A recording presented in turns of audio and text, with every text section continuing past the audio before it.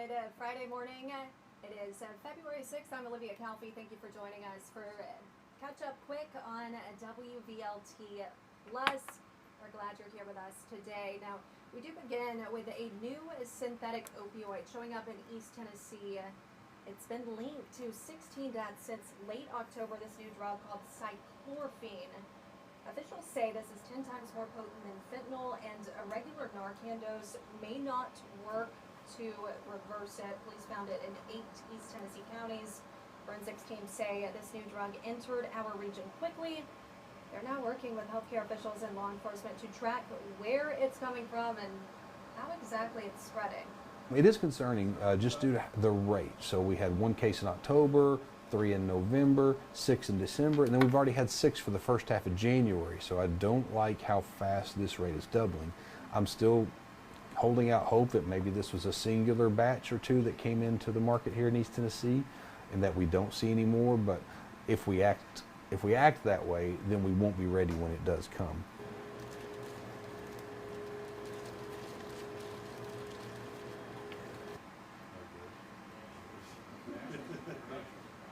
Now, you were just hearing from Chris Thomas with the Knox County Regional Forensics Center. Thomas says Tennessee appears to be the hardest hit state, but that may be because East Tennessee has more resources for advanced testing than other regions. Initial cases were in Knox County, but has since spread to Roane, Campbell, Union, Anderson, Claiborne, and Sevier counties. Thomas still recommends using Narcan in overdose situations because users may not know what substances they are taking. He also advises calling 911 and seeking emergency assistance. Officials said they are hoping to identify the source early to help stop the drug from spreading further.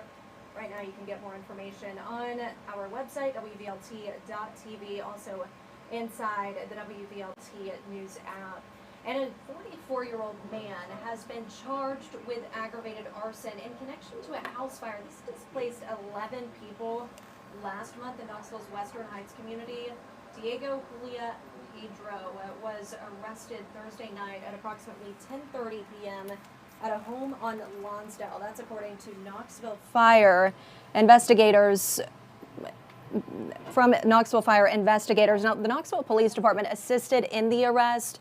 The fire occurred on January 29th, approximately 1:30 a.m. at 1330 Stair Drive. The Knoxville Fire Department responding to this, which caused severe damage to the house that was occupied by 11 people at the time. Fire investigators determined the fire wasn't initially set, and they were able to identify Pedro as a suspect in the case. Pedro currently being held at the Knox County Detention Facility. Now, Knoxville police are releasing body camera video. This is new, showing a deadly shooting involving a 46-year-old man.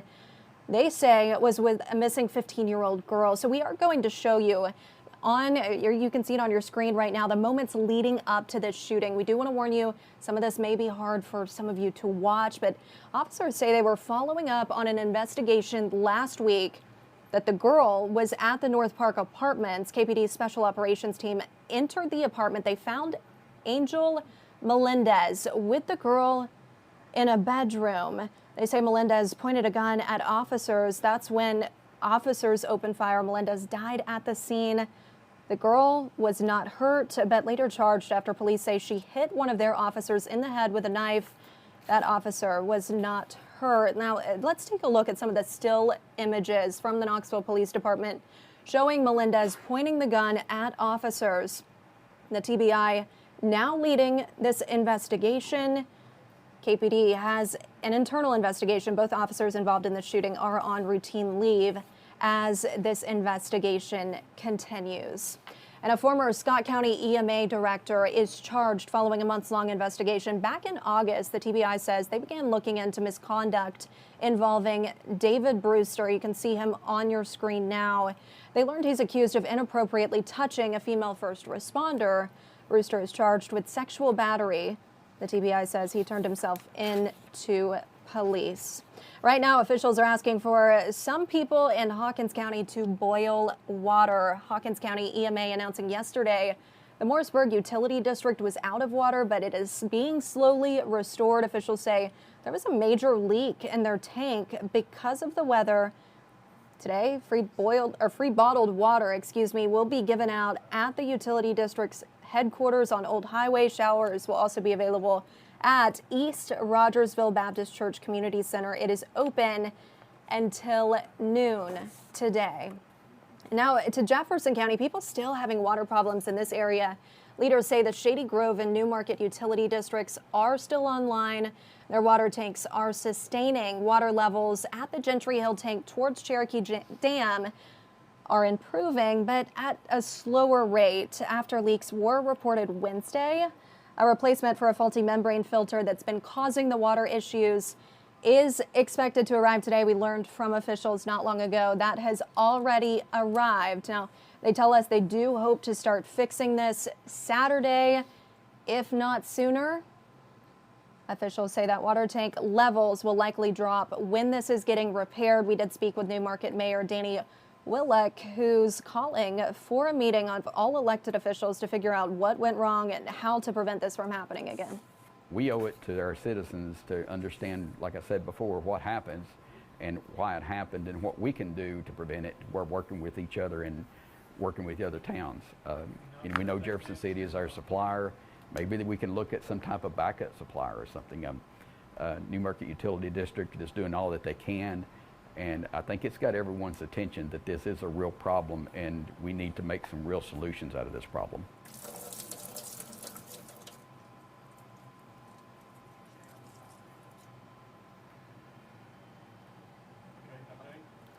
The Gentry Hills water tank does continue to improve, but at a slow pace. That is from city officials. Crews have confirmed water is flowing through lines in the surrounding area, but pressure remains low. Customers impacted or affected tank issues can pick up cases of water starting at 9 o'clock Saturday at the intersection of North Highway 92 and Easley Road next to Echo Valley Farm. Jefferson City Emergency Management Agency helping source the water, also coordinate with the property owner for this distribution site.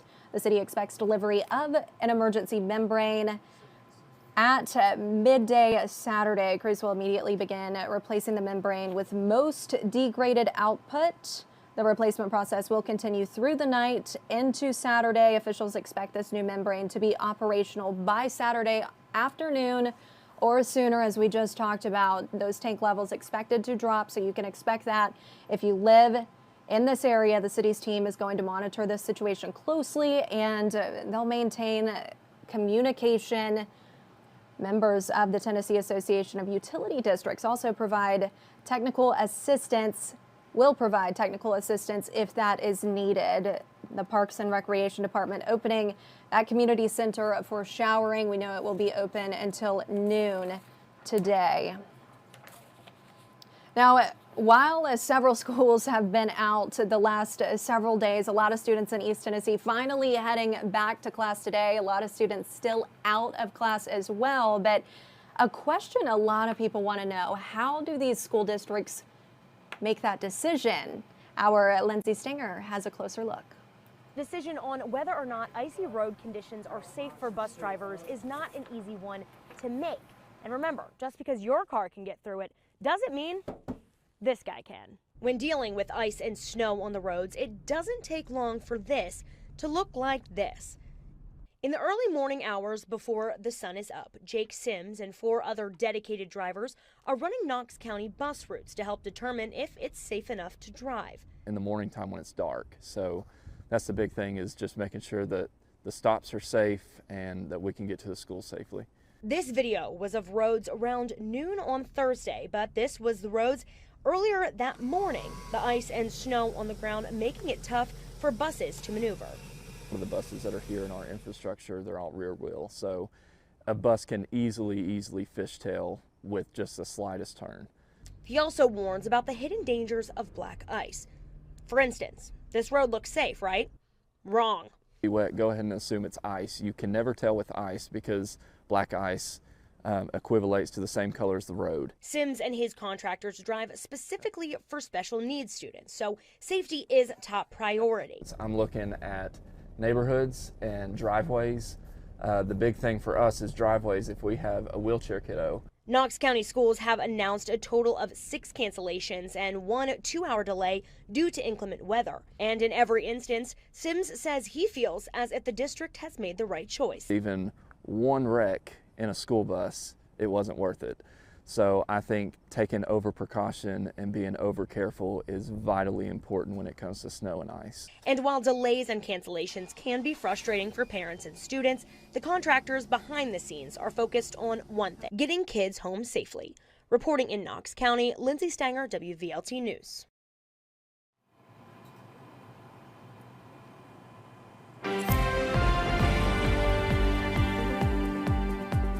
I'm joined now with meteorologist Sydney Sullivan. Sydney, it was crazy for you all to be tracking all these weather systems over the last couple of weekends. Thankfully, we're kind of moving out of that, but not just yet. You can see, though, afternoon temperatures for today going to be a little bit of a breath of fresh air, I would say. I never thought I'd be excited for upper Isn't 40s. it crazy? Crazy. But hey, we've got upper 40s. Typically speaking, we should be around 51. So this is fairly close to seasonable. But like Olivia said, we got to get through a couple changes here. So we're nice and dry. If you've stepped outside, we've got a lot of sunshine. It is absolutely beautiful out and about right now. Still chilly, but moving into the afternoon, clouds will begin to build. You'll notice the winds also starting to pick on up. That's going to usher in this change that you can see kind of in this northeastern corner of our viewing area. So over towards Morristown, Greenville, Rogersville, those are going to be the spots that could be clipped by some light rain showers late in the afternoon, and then possibly transition into snow showers. Where things get a little bit interesting is actually after sunset, moving on into those later hours into the overnight. So midnight time frame, we're looking at snow showers primarily across the higher peaks. So the Smokies, yes, you're going to get a quick burst of some snow adding up fairly quickly. The rest of us, although there's a chance we see some accumulation, it's very minor. I think the valley, I think we're not really going to see anything. We're talking maybe a few flurries if you're out on the later side, maybe hitting the town late tonight, you might come across that. But the thing that we are watching is actually moving into tomorrow. This is actually bringing us much colder conditions for our Saturday. So a little bit of a drop in those temperatures, upper 30s, and then we are finally warming things up. You and I have been talking about it. We've talked all We're so excited week. About this. The spring-like temperatures. This truly is going to be a nice change of pace. One thing that we do have to watch, though, this time of year when we see these drastic changes with the weather, is oftentimes the atmosphere is kind of trying to balance itself out. So, yes, sometimes that can mean a little bit more of some wilder weather possible, but for right now, other than tonight and tomorrow morning, kind of smooth sailing until the middle of the week where we have a chance for a few showers. Yeah, it's crazy to see the jump, Sydney, from Saturday to Sunday into Monday, that drastic temperature change for those highs that you've been talking about.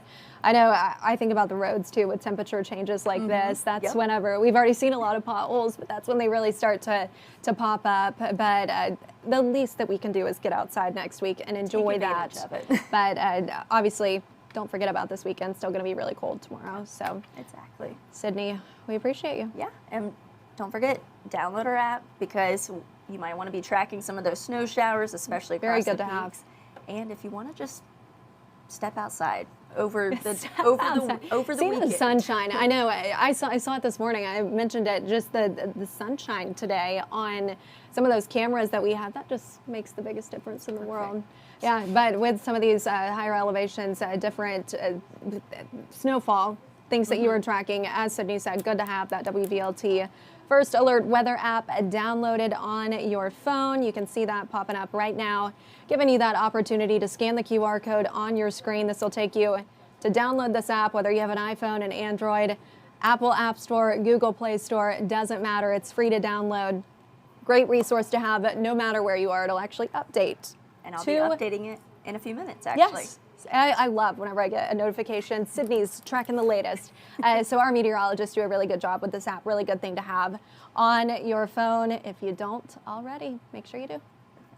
And thank you for joining us. Remember, you can stay up to date on WVLT.tv, in the WVLT News app, and on our social media pages. Pulling up this QR code one more time. This will allow you to download our news app. So you want to have both the WVLT First Alert Weather app and our WVLT News app. Both free to download, both great resources at any time. Thanks for joining us. Y'all have a great day. Stay safe this weekend.